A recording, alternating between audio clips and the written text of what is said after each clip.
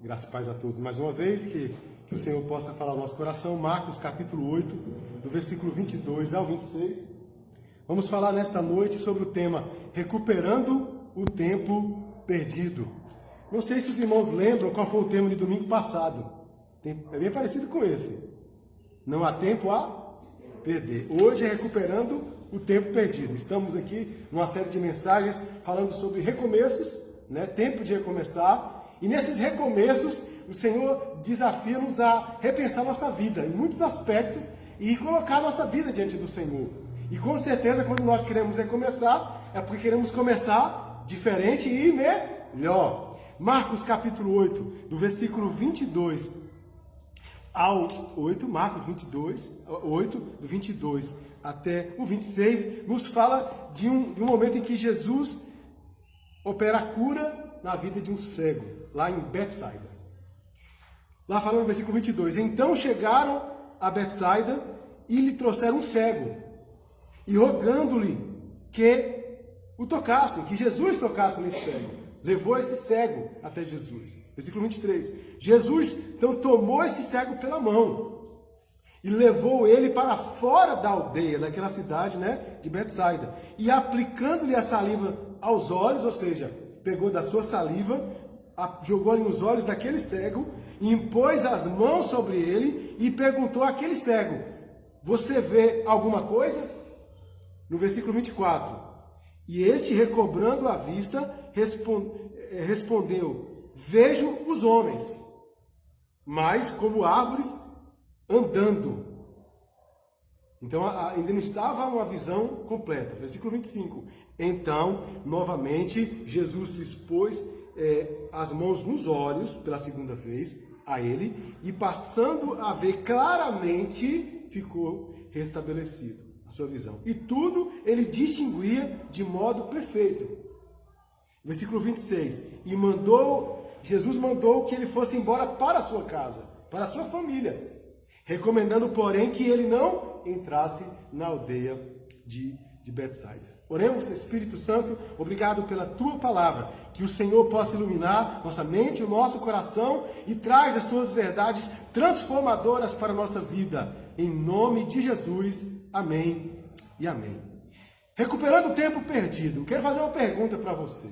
Como está a sua visão? Mas como você tem enxergado a sua própria vida?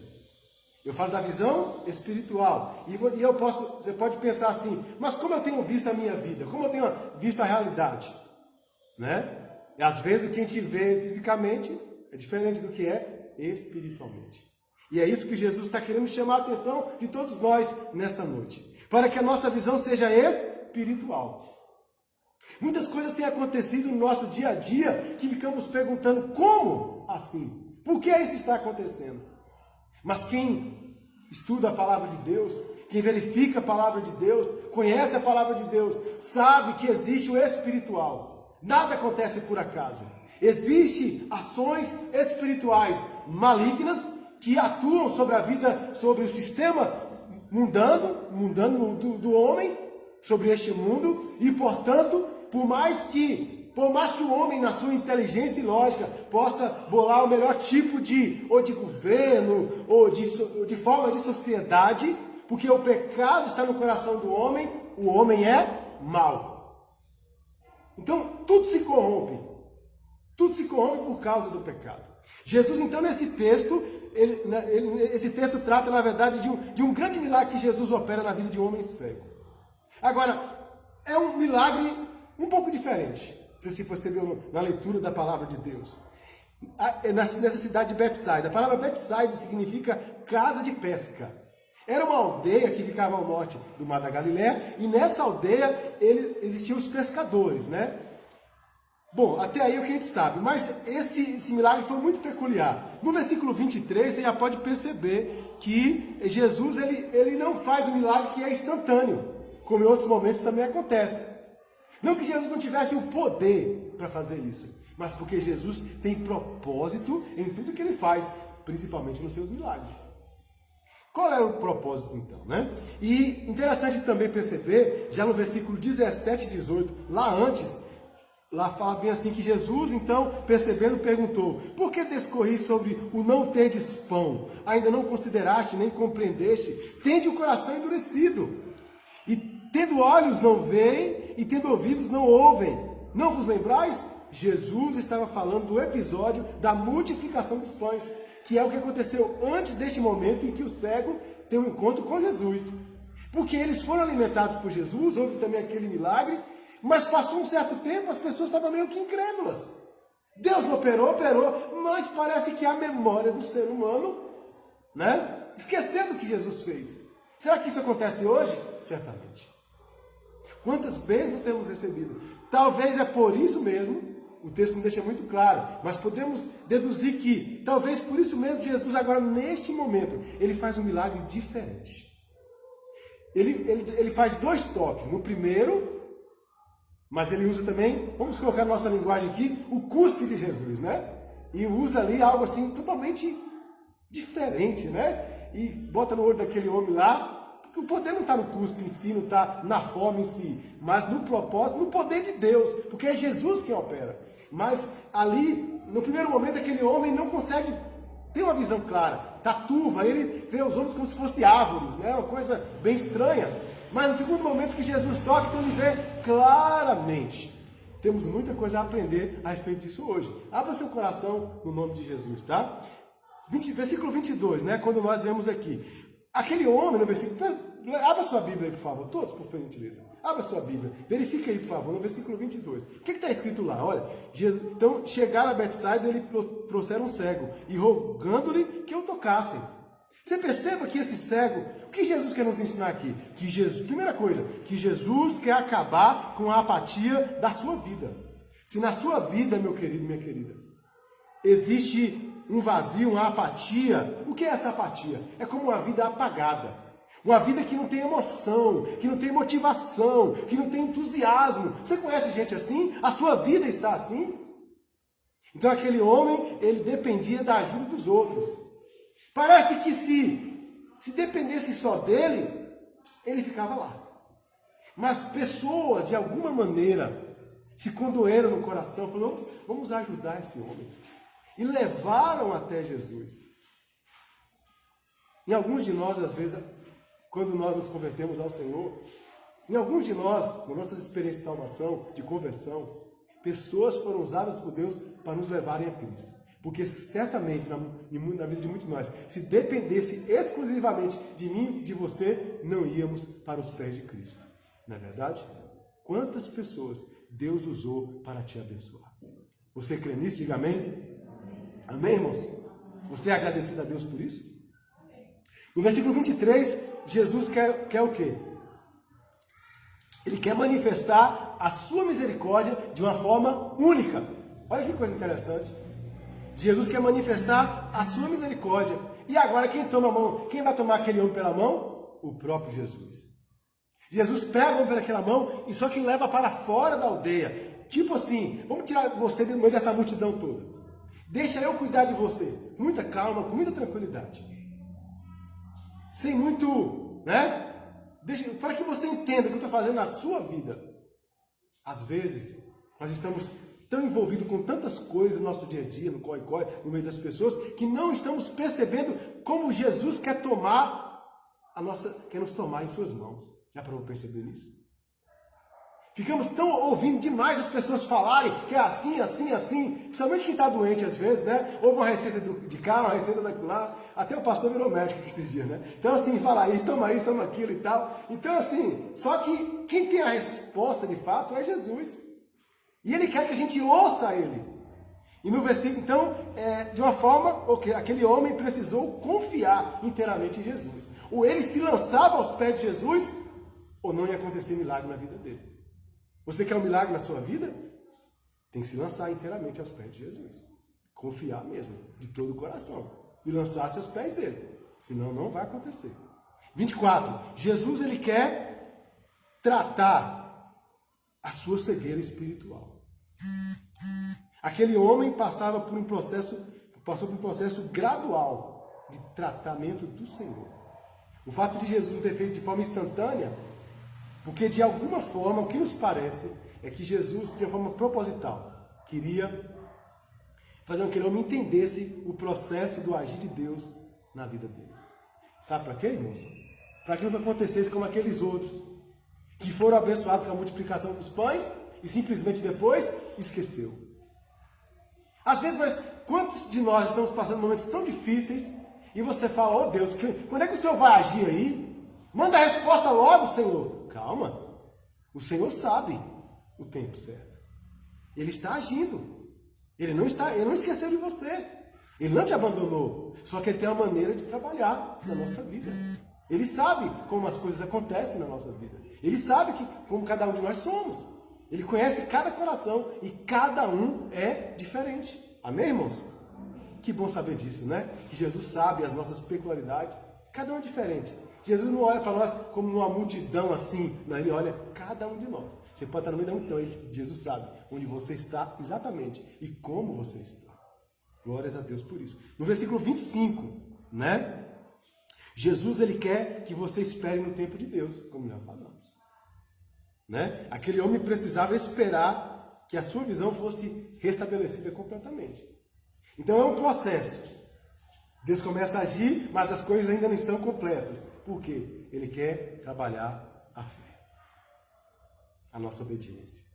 A nossa confiança total nele. No versículo 26, para terminar, Jesus ele quer dar uma nova perspectiva de vida. O que Jesus pede para aquele homem fazer depois que ele é curado? Que ele voltasse para a sua casa. Que na verdade é a sua própria família. A gente pensa, por que Jesus falou isso? Porque certamente, onde ele estava lá em Betsaida, ele estava vivendo uma vida totalmente longe da sua família. Ou existia talvez de alguma forma, ou ele vivia na sua casa, na sua família, mas como alguém estranho dentro da sua própria casa. Quantos de nós, em algum momento da nossa vida, sentimos falta de estar numa comunhão com a nossa família? Quantas famílias existem aí? Que pai e mãe estão dentro de casa, filhos, mas é a mesma coisa de não ter ninguém. Isso acontece na vida de muitos lares. Né? E de alguma forma, aquele homem é mandado por Jesus. Volta para a sua casa. Agora com isso nós aprendemos então que Jesus ele quer dar uma nova perspectiva de visão de vida. Ou seja, se é para voltar para casa, porque ele precisa consertar algumas coisas, que ele precisa agora viver diferente. O problema que acontecia, a dificuldade na vida daquele homem, foi mudada por Jesus, amém. Mas não é simplesmente mudada. A partir daquele momento, precisa ser mudada também a forma de viver. O milagre não pode ser apenas algo que acontece pontual. Precisa seguir como consequência na vida de cada pessoa que é tocada por Jesus. Você não está aqui, por acaso, ouvindo essa mensagem por acaso. Ao ouvir essa mensagem da palavra de Deus, porque a palavra de Deus não volta vazia, o Senhor quer que algo aconteça de novo na sua vida. O que precisa acontecer de novo na sua vida? E quero concluir, como diz 2 Coríntios capítulo 5:17, onde Paulo escreve, aquele que está em Cristo. Nova criatura é, as coisas velhas já passaram, eis que tudo se fez novo. Uma nova maneira de viver. Diz que o pior cego é aquele que não quer enxergar, não é verdade? Muita gente vê perfeitamente, fisicamente falando. Mas são verdadeiros cegos espirituais. Estão caminhando dia a dia para a sua perdição eterna. Não conseguem enxergar o propósito de Deus para a sua vida e nem entender que ele não foi criado para simplesmente nascer e morrer, mas foi criado para uma vida eterna com Deus. Passa a vida toda com tantos projetos e sonhos, mas de uma maneira às vezes inútil, porque não sabe o propósito e a vontade de Deus para a sua vida. Irmãos, queridos amigos, tudo aquilo que acontece na nossa vida e tudo que Deus nos dá em nossas mãos, que é bom, que é maravilhoso, oportunidades, é para que Ele seja engrandecido. É para que a gente viva para o Senhor inteiramente. Tem um propósito. A sua vida, a minha vida, as nossas vidas têm um propósito. Você crê? Diga amém? Amém. Jesus termina, não entre na aldeia de Betsaida. Não está escrito em sua Bíblia? Por quê, pastor? Que detalhe importante, que frase conclusiva. Não entre em Betsaida. O texto não fala exatamente por quê, mas podemos assim aplicar de uma maneira para a nossa vida, deduzindo que devemos então não entrar de novo, ou não viver de novo aquela cegueira espiritual. Abandonar a vida de pecado, deixar de lado, chega, eu já sofri demais nessa vida, eu já sei o que é estar na mão do diabo, neste mundo maligno, cheio de ilusão, e eu não quero isso para a minha vida nunca mais.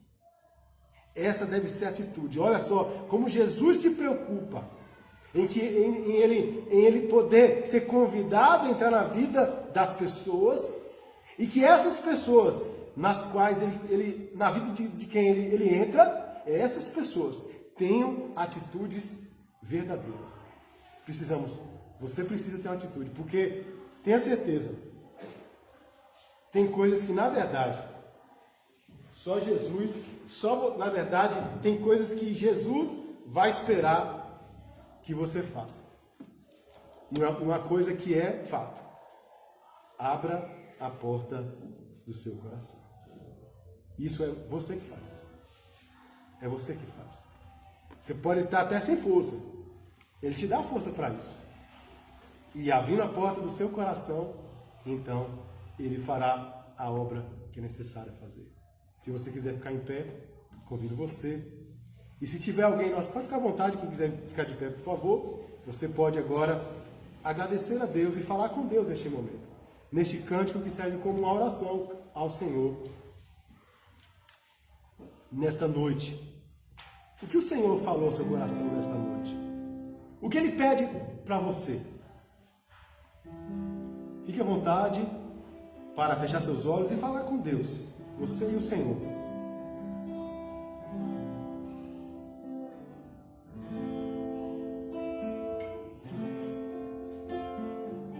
Espírito Santo, fala, Pai.